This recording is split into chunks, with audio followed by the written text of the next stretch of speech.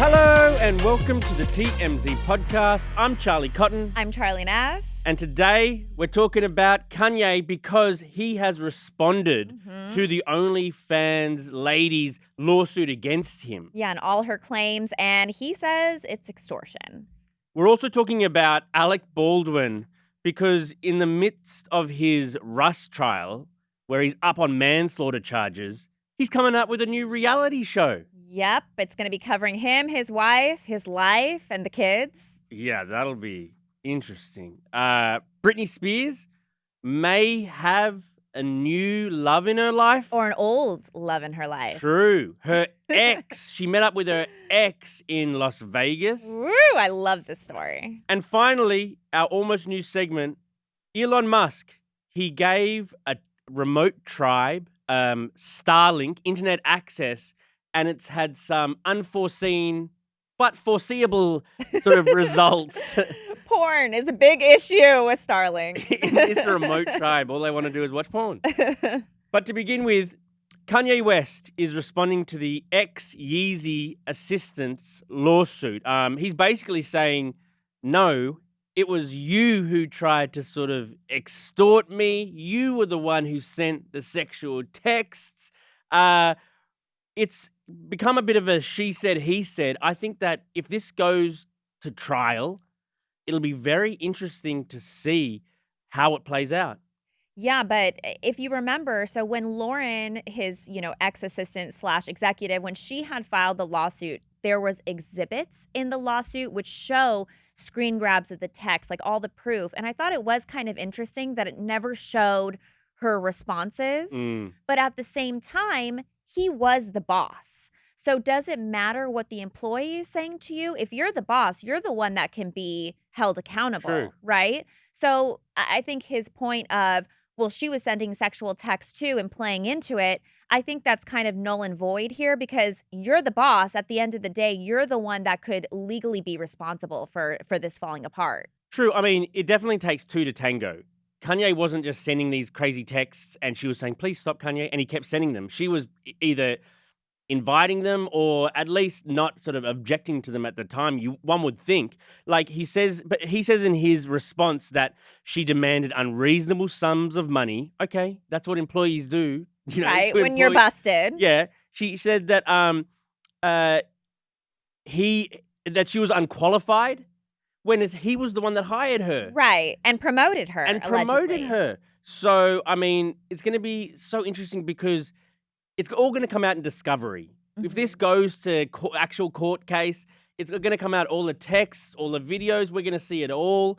I don't know that Kanye, one of the world's most famous people, wants that.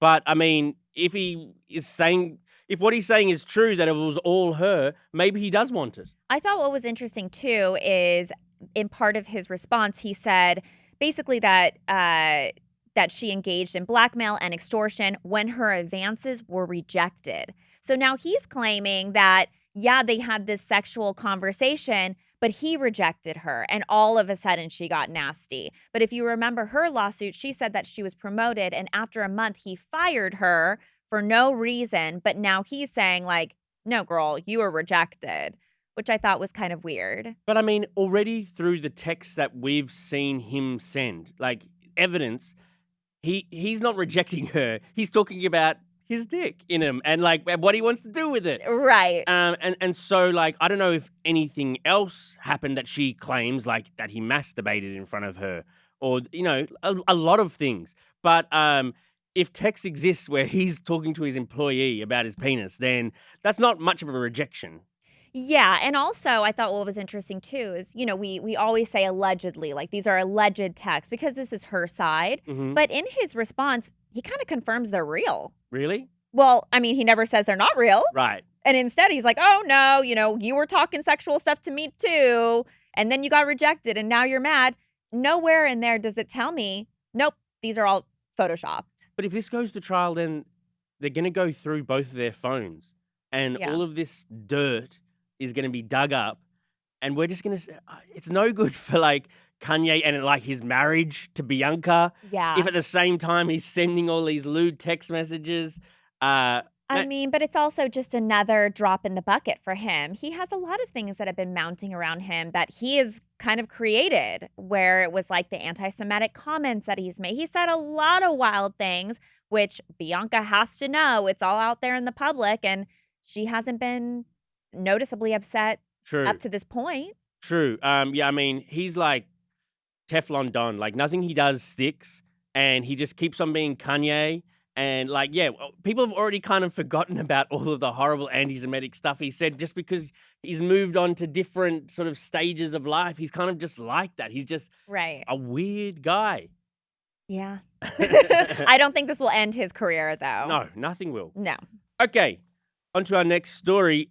Alec Baldwin is getting his own reality show. This was shocking news to me yesterday. With his wife and 7 kids. They've got 7 kids under 10 years old. Oh my gosh, that house sounds like it would be loud. Kids crying, stomping, running.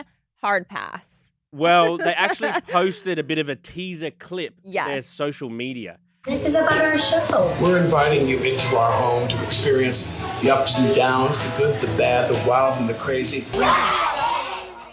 So as you can see, it is wild and loud. But why would you want to watch? I mean, for me, I want to escape kid drama.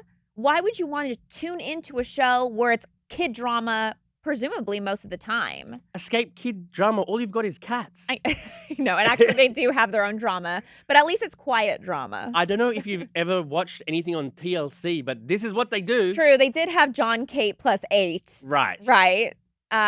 Which was a huge success, but also ended up ending their marriage. And now John, in John Kate plus 8, he's like estranged from some of his kids. Yeah. So I feel like this isn't really a good step. If Alec wants to keep his relationship together, this might not be a good move. Well, it's June, and his trial for manslaughter is in July. Right. And so he's now announcing his reality show with his wife, Hilaria. Remember? Hillary. Let's get it straight. She's Hillary from Boston, but she goes by Hilaria. But so he's about to go on trial, and now he's announcing some big reality show. I don't think this is the right time to be. Maybe it's the perfect time because we want to see the behind the scenes of when he goes to prison. I don't know. Well, also though, like, we don't know. Has this already been filmed? Are they going to start shooting? Like, if they're going to be shooting throughout his trial, it'll be very interesting to see his reaction going in, what he says, especially about Helena.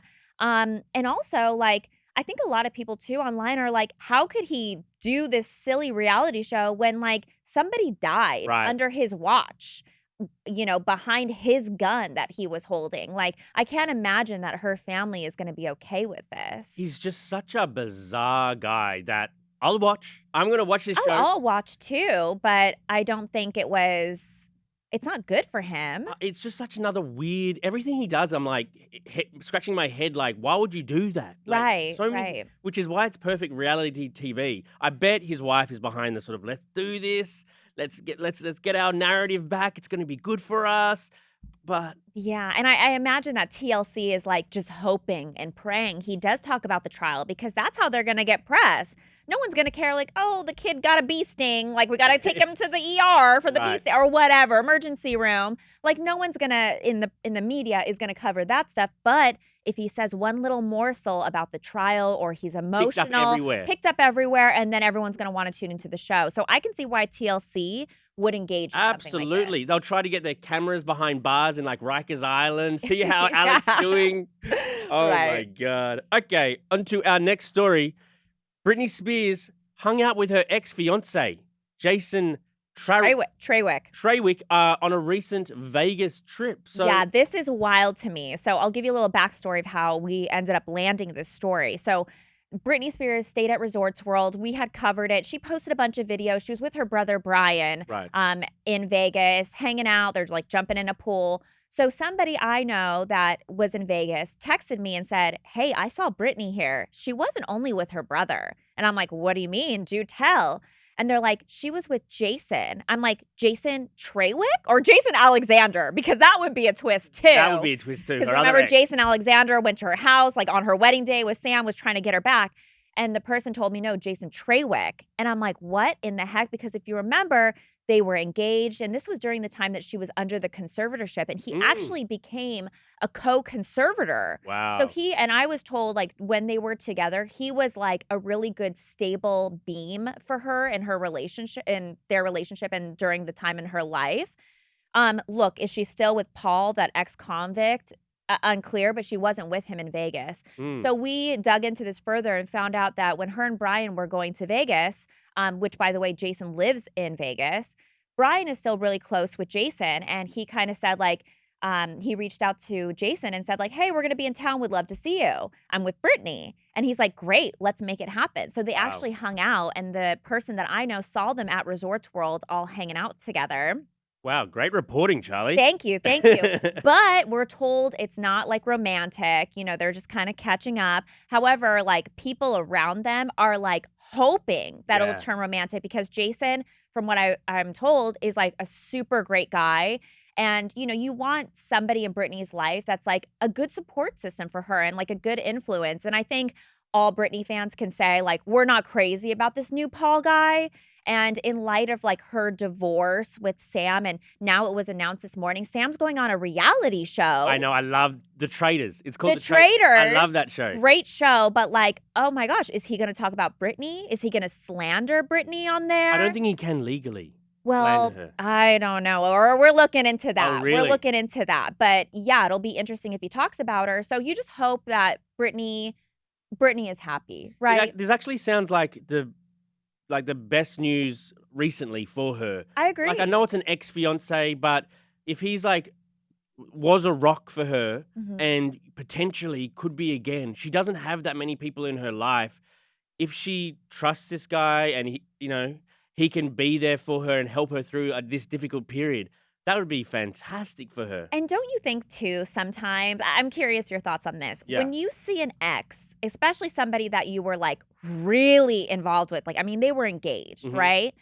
And you see them after years, you guys both have lived your own lives, and you see them again, isn't there still a little bit of spark there? No, I'm married. Well, in the past. I mean, I guess do you think it's possible for them? I really do, especially because, like, she doesn't have much other choice right now. Like, it's not like there's a million guys or just people in general wanting to be her boyfriend or hang out with her. If this guy is in her life and already a trusted sort of person, I think they could definitely rekindle. I think it's easier to rekindle with an ex than start with a new.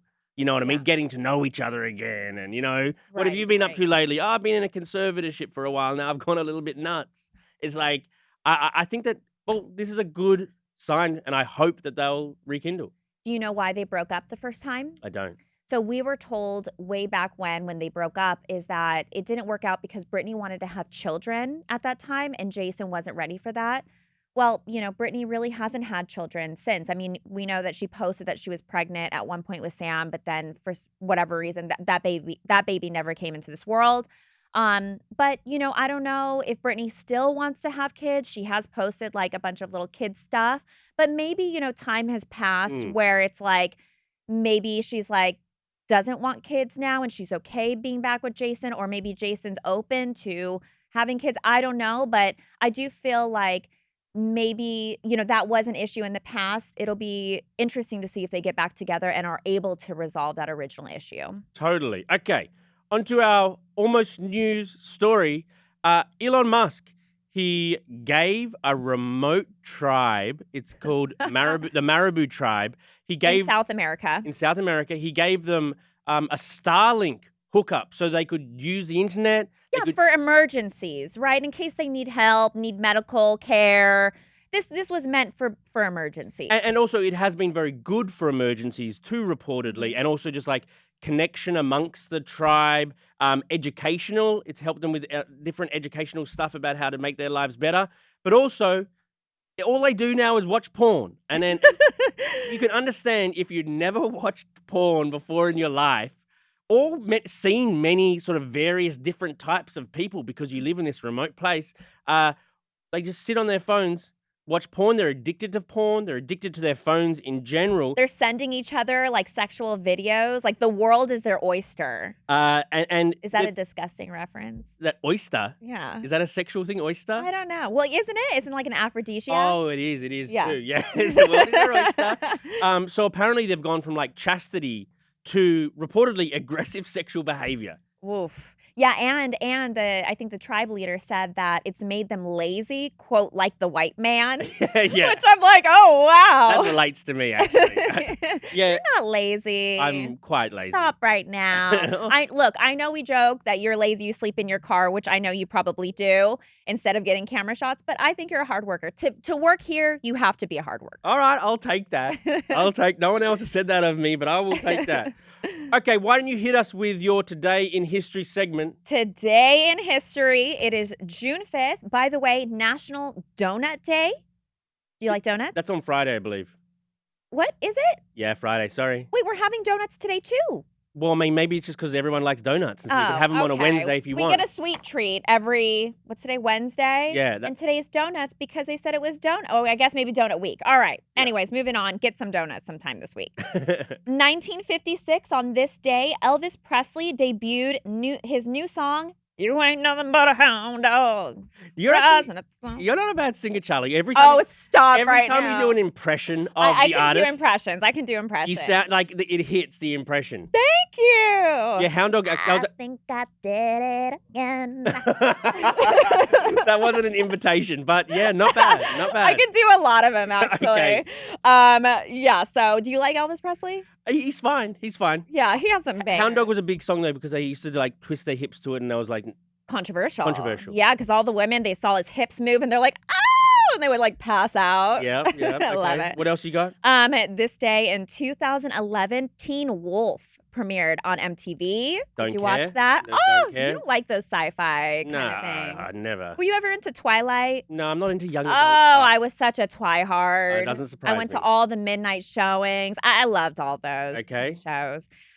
It's also National Veggie Burger Day. Veggie burgers. So Donut Day is Friday, Right. but today is National Veggie Burger Day. Veggie burgers don't need their own day. Wait, why? It's not a real kind of burger. like a new thing, No, right? no. It's like a new creation, our generation. I don't know. Great. I don't know who like comes up with what day, like who gets a day if you have to apply somewhere, but they don't need their own day. Okay, birthdays. Aw. Okay, birthdays. Mark Wahlberg, he's 53. Nice. And then, did you ever read Harry Potter? Yeah. Not read. Watch the movie. I don't read. Oh, Well, I watch the movies. do you know how to read? Or? I mean, vaguely.